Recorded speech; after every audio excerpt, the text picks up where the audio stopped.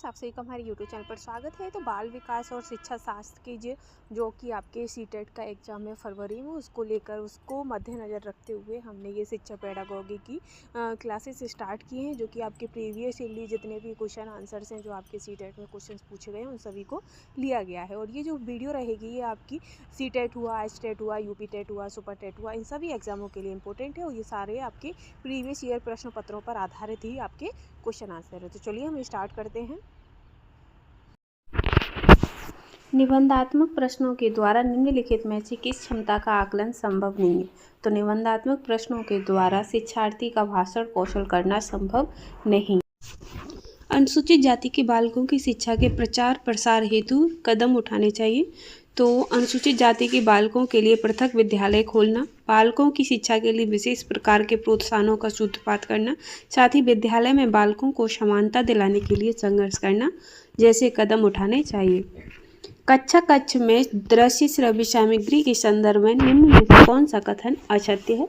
तो इन सामग्रियों को कक्षीय शिक्षण के स्थान पर प्रयोग किया जा सकता है, ये कथन सर्वदा गलत है। आपकी कक्षा का एक बालक सप्ताह में 2-3 बार स्कूल से भाग जाता है तो वह बालक है, तो वह बालक आपका पिछड़ा बालक। फिर है कि बालकों में सोचने की योग्यता सफल जीवन के लिए आवश्यक है, ये मत किसका है? तो ये मत है क्रो एंड क्रो का, कि बालकों में सोचने की जो योग्यता है वो सफल जीवन के लिए आवश्यक है। अंतर्दृष्टि द्वारा अधिगम का प्रतिपादन किया था, तो गेस्टाल्ट मनोवैज्ञानिकों के द्वारा प्रतिपादन किया गया था। क्रिया अधिगम के अध्ययन हेतु निम्न में से किसने क्रिया प्रसूत अनुबंधन का प्रयोग किया है? तो स्किनर ने क्रिया प्रसूत अनुबंधन का प्रयोग किया है। कोई बच्चा अपनी समस्या जब स्वयं हल कर लेता है तब आप क्या करेंगे? तो बच्चे को पुरस्कृत करेंगे। आगे है कि निम्नलिखित में से कौन सा सिद्धांत छात्रों के व्यवहार को वांछित स्वरूप तथा दिशा प्रदान करने में शिक्षकों की सहायता करता है? तो प्रयास एवं त्रुटि, और प्रयास एवं त्रुटि का सिद्धांत थॉर्नडाइक ने दिया है। संवेग व्यक्ति की उत्तेजित दशा है, ये कथन है वुडवर्थ का। तो संवेग जो है वो व्यक्ति की उत्तेजित दशा है। आगे, एक शिक्षक होने के नाते आप सामाजिक शिक्षण को क्यों महत्वपूर्ण मानते हैं? तो बच्चों के समाजीकरण में सहायक है। आप अपनी कक्षा के बच्चों में ईमानदारी की शिक्षा देना चाहते हैं तो इसके लिए आप करेंगे, तो क्या करेंगे? ईमानदार बच्चों को पुरस्कृत करेंगे। नेक्स्ट है कि मानव विकास के संदर्भ में पुनर्बलन सिद्धांत निम्न में से किसने प्रतिपादित किया था? तो पुनर्बलन सिद्धांत डोलार्ड और मिलर ने प्रतिपादित किया था। निम्न में से किसने सर्वप्रथम बुद्धिलब्धि शब्द को परिभाषित किया है? तो सबसे पहले बुद्धिलब्धि शब्द को स्टर ने परिभाषित किया था। वाइगोत्स्की के अनुसार खेल बालक के विकास किस रूप से प्रभावित नहीं करता है? तो खेल कार्यों और वस्तुओं को विचारों से जोड़ता है। आगे, सामाजिक समायोजन का कठिन काल कहा जाता है, तो किशोरावस्था। समावेशी शिक्षा सम्मिलित करती है, तो समावेशी शिक्षा सामान्य और अधिगम अक्षम शिक्षार्थियों को सम्मिलित करती है। पढ़ने की अक्षमता, तो पढ़ने की अक्षमता डिस्लेक्सिया कहलाती है। पियाजे के अनुसार निम्नलिखित में से कौन सी अवस्था में बच्चा अमूर्त संकल्पनाओं के विषय में तार्किक चिंतन करना आरंभ कर देता है? तो अमूर्त संकल्पना, तो वो मूर्त संक्रियात्मक अवस्था 7 से 11 वर्ष।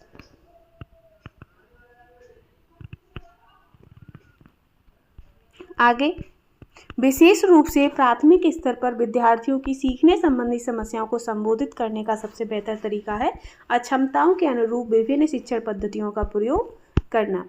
लैंगिक भेदभाव को दूर करने के लिए शिक्षा व्यवस्था होनी चाहिए, तो छात्र और छात्राओं दोनों के लिए समान प्रावधान होने चाहिए। आगे है, आपकी कक्षा का एक छात्र राजू एक सृजनशील छात्र है तो उसकी बुद्धि का स्वरूप कैसा होगा? तो उसका बुद्धि का स्वरूप औसत से अधिक होगा।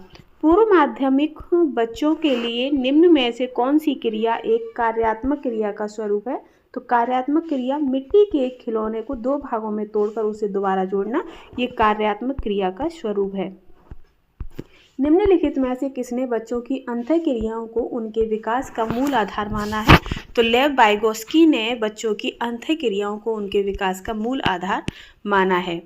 आप अपनी कक्षा में बालकों में सामाजिकरण की प्रक्रिया को तेज करना चाहते हैं तो आप निम्न में से क्या कदम उठाएंगे? तो बालकों को स्कूल की परंपराओं से परिचित कराएंगे, साथ ही बालकों में सामाजिक आदर्श स्थापित करेंगे और बालकों को समाज में प्रचलित मान्यताओं के विषय में जानकारी देंगे।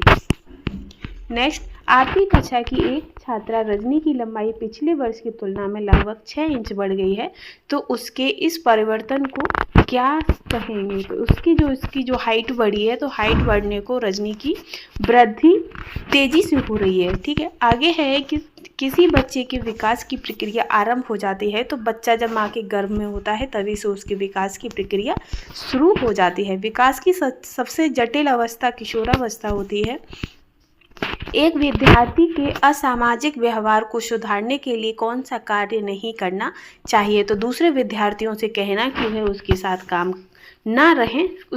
ना रहें, ये कार्य नहीं करना चाहिए। जब कोई बच्चा अपनी समस्या समाधान स्वयं करने लगता है तो उसमें निपुण कौन सा गुण विकसित हो जाता है? तो उसमें वैज्ञानिक अन्वेषक का गुण विकसित हो जाता है।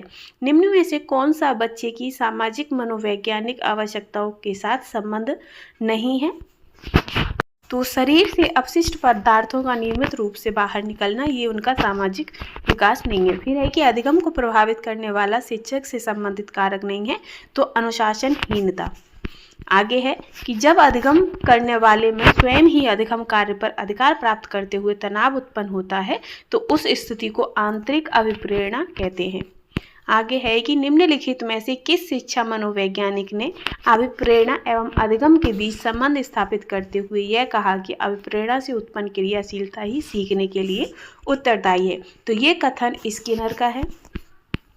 सृजनात्मक एक गुण है जिससे किसी नवीन तथा इच्छित वस्तु का निर्माण होता है, ये कथन किसका है? तो ये डाडेकर का कथन है। आपकी कक्षा के एक छात्र को बहुत गुस्सा आता है, तो आप क्या करेंगे? तो कक्षा में शांत एवं खुशहाल वातावरण बनाएंगे ताकि छात्र अपने आप को सुरक्षित महसूस कर सके। फिर देखिए, एक आदर्श शिक्षक में निम्न में से क्या गुण निहित होना चाहिए? तो एक आदर्श शिक्षक में कक्षा में जाति सूचक टिप्पणी न करना ही सबसे अच्छा गुण है। फिर है कि पारंपरिक बाह्य परीक्षा की तुलना में वर्तमान समय में विद्यालय आधारित मूल्यांकन को सुदृढ़ करने की आवश्यकता क्यों है? क्योंकि विद्यालय आधारित मूल्यांकन में बच्चों की सभी योग्यताओं का मूल्यांकन होता है, इसलिए ये आवश्यक है। आप अपनी कक्षा के छात्रों में परिपक्वता का अवलोकन करते हैं।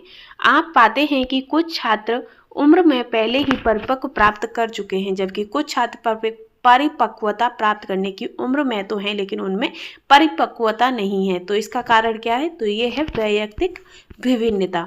निम्न में से क्या चिंतन की विशेषता नहीं है? तो चिंतन की विशेषता नहीं है, तो चिंतन के लिए किसी समस्या का होना आवश्यक नहीं है, तो ये गलत है। चिंतन तभी करते हैं जब कोई ना कोई समस्या होती है।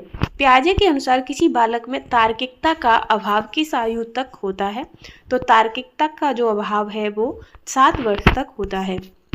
निम्न में से क्या किसी बच्चे के भाषा विकास का प्रारंभिक रूप नहीं है? तो आकलन करना बच्चे के भाषा विकास का आरंभिक रूप नहीं है। चयन प्रकार के सभी प्रश्न वस्तुनिष्ठ प्रश्न होते हैं। यदि किसी छात्र ने अपने वातावरण से सामंजस्य करना सीख लिया हो, तो एक शिक्षक होने के नाते आपका विचार होगा कि वह छात्र बुद्धिमान है। प्रोजेक्ट प्रणाली का प्रयोग निम्नलिखित में से किस शिक्षा पद्धति के अंतर्गत किया जाता है?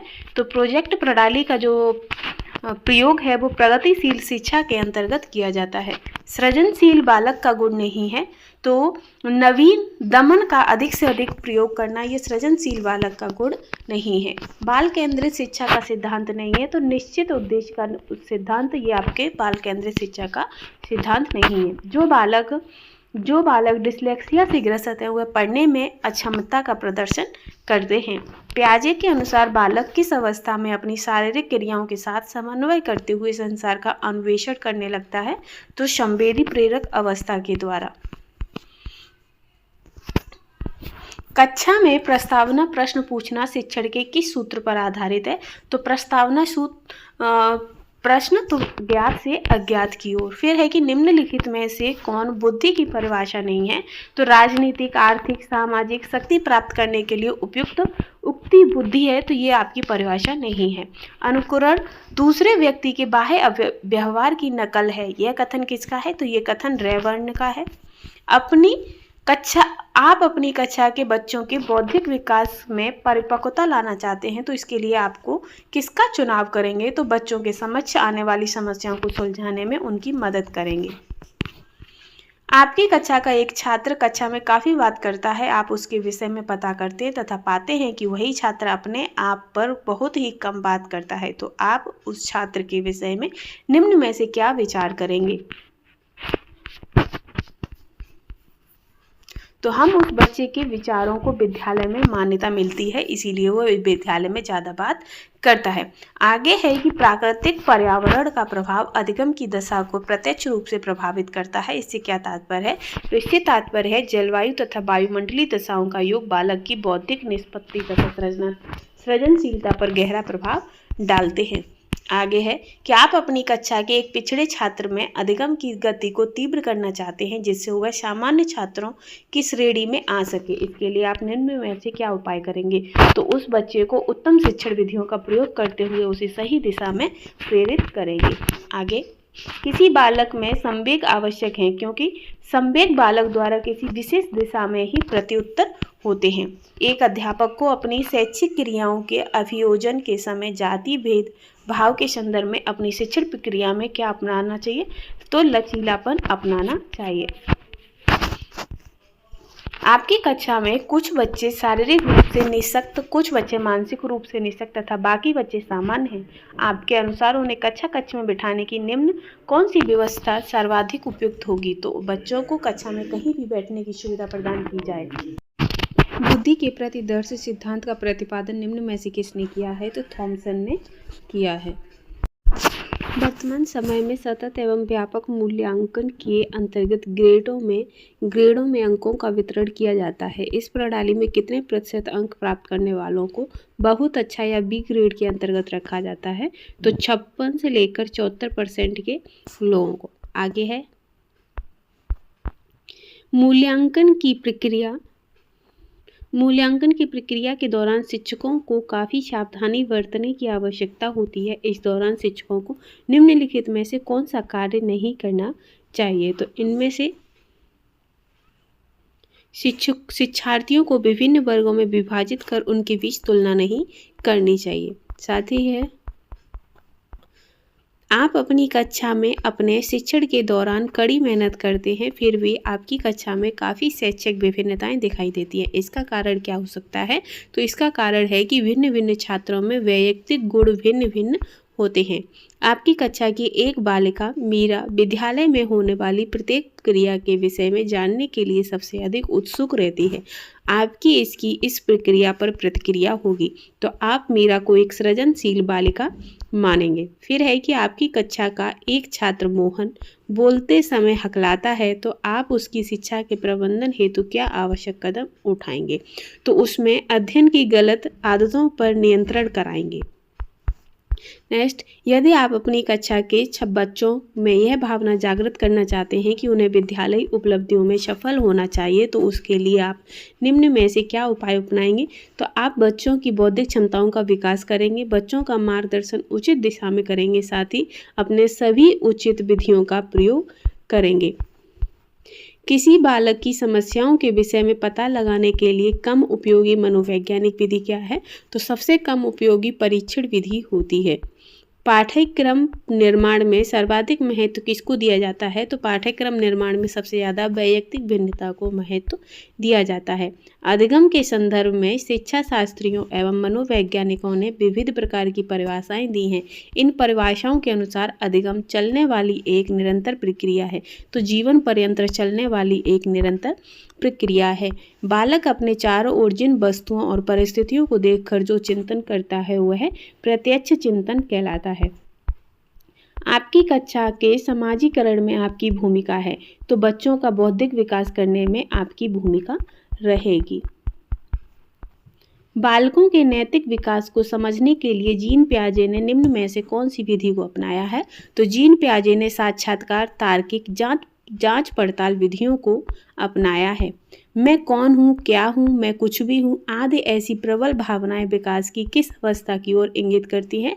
तो ये किशोरावस्था की ओर इंगित करती हैं। बच्चे की आरंभिक शिक्षा के अंतर्गत उसे सर्वप्रथम किस विषय की शिक्षा प्रदान की जाती है? तो बच्चे को सबसे पहले भाषा की शिक्षा प्रदान की जाती है। अच्छे शिक्षक का उद्देश्य निम्नलिखित में से क्या होना चाहिए? तो एक अच्छे शिक्षक का उद्देश्य होना चाहिए कि जीवन के नए मूल्यों, नए विचारों व परिवर्तनों का स्वागत करना होना चाहिए। आगे, बाल केंद्रित शिक्षा में पाठ्यक्रम का स्वरूप नहीं है, तो आर्थिक आवश्यकताओं के अनुसार। कोलबर्ग के अनुसार नैतिक विकास का प्रथम चरण है, तो कोलबर्ग के अनुसार नैतिक विकास का जो प्रथम चरण है वो दंड एवं आज्ञा पालन की अभिमुखता है। आगे, आपकी कक्षा में एक विद्यार्थी 10 को नेट और 100 को वाज पढ़ता है, तो उसमें कौन सा है? तो वो डिसलेक्सिया से ग्रसित बच्चा है। फिर है कि आपकी कक्षा में कुछ छात्रों की दृष्टि कमज़ोर है, परंतु वे पढ़ने में भी कमज़ोर हैं। वे आपसे निवेदन करते हैं कि वे श्याम पट पर देख नहीं पाते, तो उन्हें आगे बैठने की अनुमति दें। तो आप ऐसी स्थिति में क्या करेंगे? तो ऐसी स्थिति में हमें उनकी इच्छा अनुसार उन्हें आगे बैठने देंगे, जिससे वे श्याम पट पर लिखे शब्दों को देख सकें। आगे है कि शिक्षा की पाठ्यचर्या बदलती रहनी चाहिए, क्योंकि समाज की आवश्यकताएं बदलती रहती हैं। निम्नलिखित में से कौन बुद्धि की परिभाषा नहीं है? तो बुद्धि राजनीतिक, आर्थिक, सामाजिक शक्ति प्राप्त करने के लिए उपयुक्त उक्ति बुद्धि है, तो ये कथन गलत है। फिर है कि अनुकरण दूसरे व्यक्तियों के बाह्य व्यवहार की नकल है, तो ये किसने कहा है? तो ये रेवर्ण का कथन है।